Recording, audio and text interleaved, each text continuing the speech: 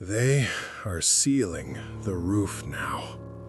The sky is disappearing, inch by inch. A heavy, metallic grinding vibrates through the steering wheel. My bones feel it. I have maybe 30 seconds before the signal dies. If you find this, if the air hasn't turned to poison yet, don't stop. Don't look at the lights in the woods. They aren't there to help you. They are there to measure the perimeter. We are the livestock now, locked in a glass box. It started with a hum, just a low, rhythmic throb beneath the asphalt. We were moving north, new life, new promises. The air smelled like pine and incoming rain. Then the brake lights started. A sea of red embers stretching into the trees. I thought it was an accident, a routine delay. I sat there, tapping the wheel, listening to the engine idle. I didn't know the road behind us had already been erased. It was so quiet. I called the car behind me. She was right there. I could see the silhouette of her head in my rearview mirror. Her cats were screaming. A shrill, jagged sound, like metal tearing. She said they started the moment the tires stopped spinning. They knew. Animals always know when the air changes. I told her it was fine. I lied. The air tasted like copper, like old batteries, like something electronic was burning just out of sight. I tried the radio. I wanted music. I wanted a human voice. But there was only digits. A cold, robotic voice reciting sequences. 7, 0, 4. Interspersed with the sound of a heavy, wet thud. Over and over. Every station was the same. A digital pulse, thumping like a synthetic heart. I turned it off, but the thumping stayed. It was coming from the road, beneath the tires. A grinding, rhythmic, mechanical breath. The earth was waking up. My phone is a brick. The screen just shows a small dinosaur jumping over obstacles. No bars, no gate, just the logic of a machine that knows it's disconnected. I walked out to stretch my legs. The air was heavy, thick. It clung to my skin like wet wool. I heard a voice then, not a person. A megaphone. It didn't sound like a man. It sounded like a recording of a man, slowed down. It told us to stay inside. Severe consequences. A man a few cars up didn't listen. He had a loud voice. He shouted words I couldn't understand. Then, a sharp, dry crack, like a dead branch breaking. He wasn't shouting anymore. He was just a shape on the ground. No blood, just a heap of clothes in the middle of the interstate. Nobody went to help him. We all just shuffled back, doors locking. Click, click, click. Like a series of traps snapping shut. I felt very small. An ambulance arrived. but it didn't feel like mercy. The white paint was dirty, grimy. I saw them drag the shape from the road. One of the figures was wearing something thick, plastic. He held a long, dark tool. When the back doors opened, I didn't see gurneys. I saw cages, stacked, moving. The engine of the ambulance didn't rumble. It hissed like a nest of snakes. Then it was gone, leaving only the smell of bleach behind. Someone panicked. A red car pulled out. The driver tried to fly down the shoulder. I watched the taillights fade. Then, a flash, brighter than the sun. A silent mushroom of heat. Pieces of plastic and scorched rubber rained down on my roof. Thud, clatter, sizzle. A flaming tire rolled past my window. It hummed as it spun. A low, whistling moan. Nobody else moved after that. We sat in our steel coffins, waiting for the next instruction. She signaled me, hand motions in the mirror. She needed a container, a plastic bottle, something to hold the basic needs of a body that hasn't moved in 10 hours. I threw it. It clattered against her hood, a hollow plastic drumbeat. She caught the next one. She rolled up her glass. I watched her silhouette move. It felt shameful to be reduced to this, to be watched by unseen eyes while we did the things that make us human. We are being studied. Then the trucks came, massive, on the other side of the divide. They weren't carrying food or water. They were carrying segments, dark, matte, slabs of something that absorbed the light. The cranes moved with a hydraulic screech, metal on metal, grinding. They were fitting them together, like Lego for a giant's tomb. I realized they weren't building a road. They were building a wall.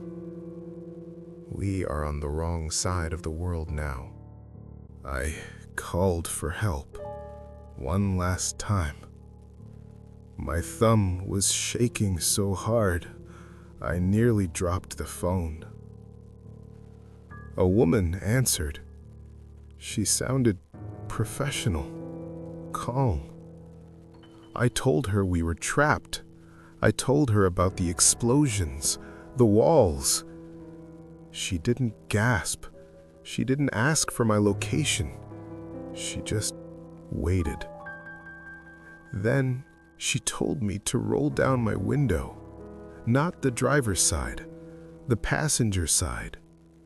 How did she know where I was sitting? My blood turned to slush. Tapping, 3 soft, rhythmic knocks on the glass. There was a face there, a woman in a uniform. She was smiling, but her eyes didn't move. They were static, fixed. She told me everything was fine. She said calling for help was a crime, a fraud. Her voice, it matched the woman on the phone. Exactly. A perfect, digital sync. She didn't look at the burning car. She didn't look at the walls. She only looked at me. Stay in your vehicle. She walked away, stiff, her heels clicking on the pavement like a metronome. I tried to scream to the car behind me. I told her we were finished, that the rescuers were the ones building the cage. She didn't respond. She just sat there, staring through the glass. The cats had stopped howling. That was worse. The silence stretched.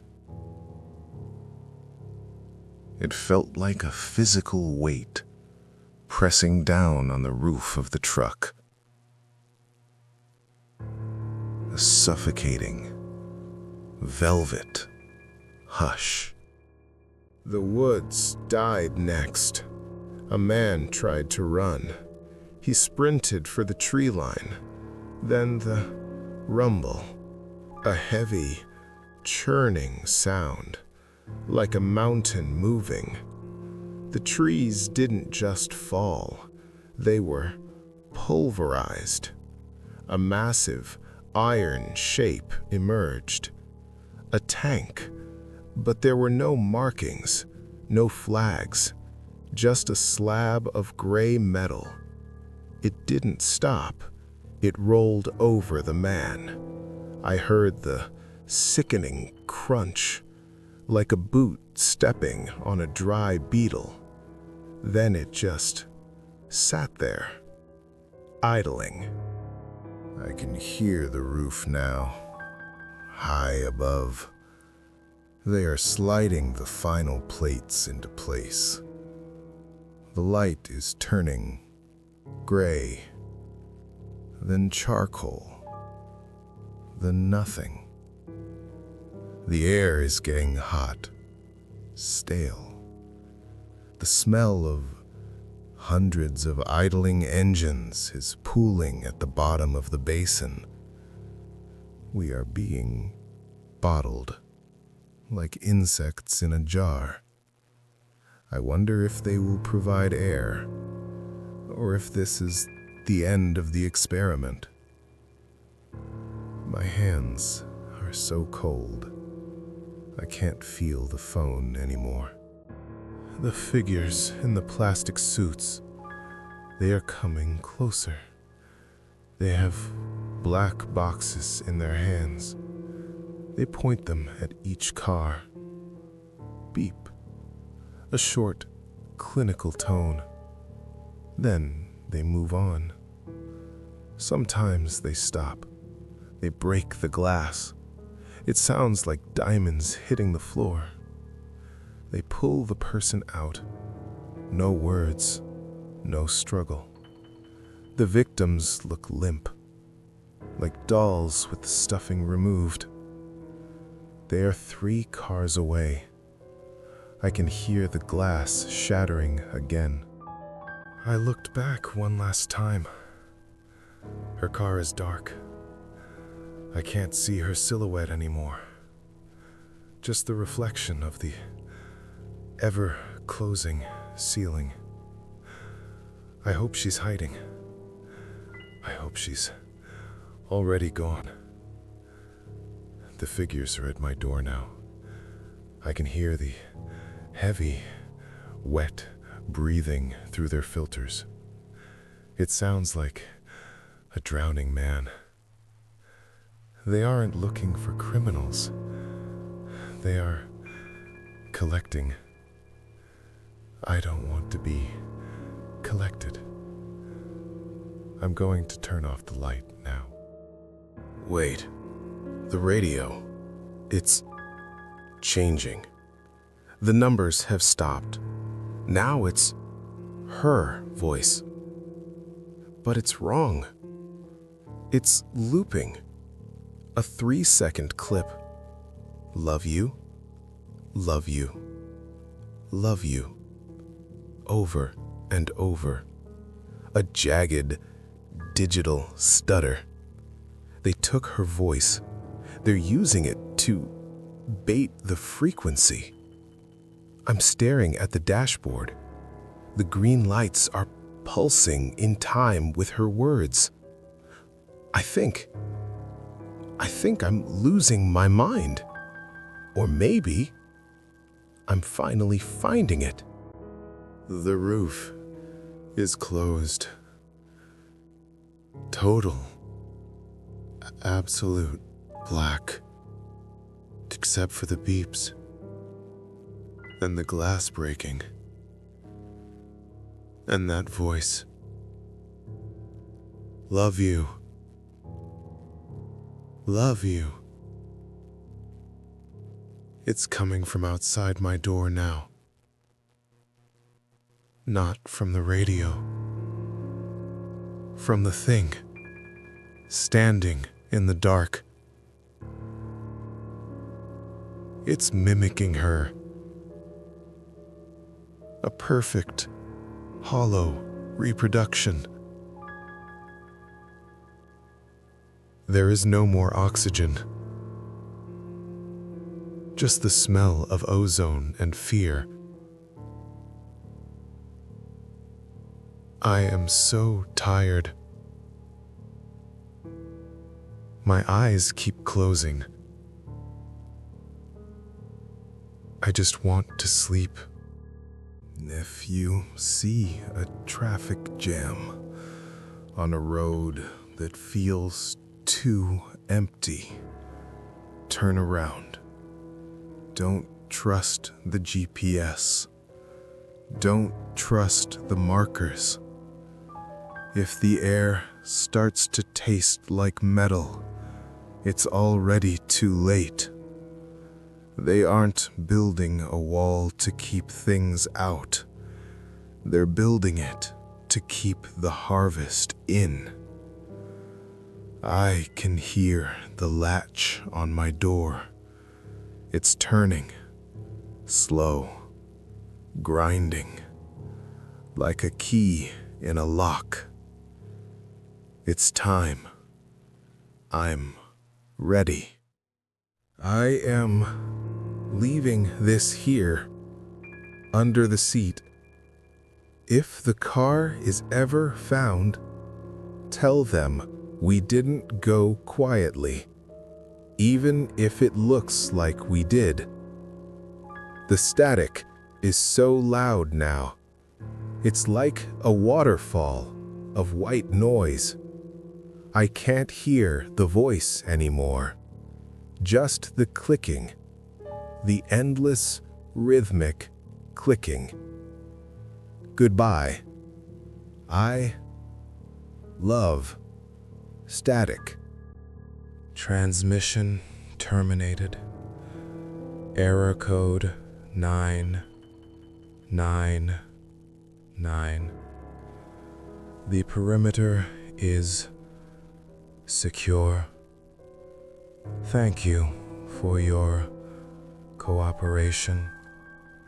Please stay in your vehicle forever.